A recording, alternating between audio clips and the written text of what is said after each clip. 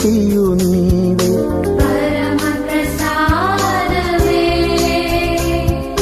ಪಾಪವ ತೊಳೆಯುವ ಪಾನವು ನೀವೇ,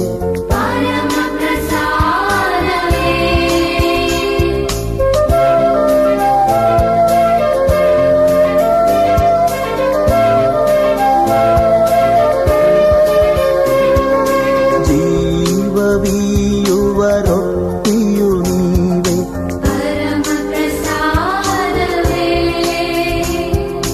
ಪಾಪವ ತೊಳೆಯುವ ಪಾನವು ನೀವೇ,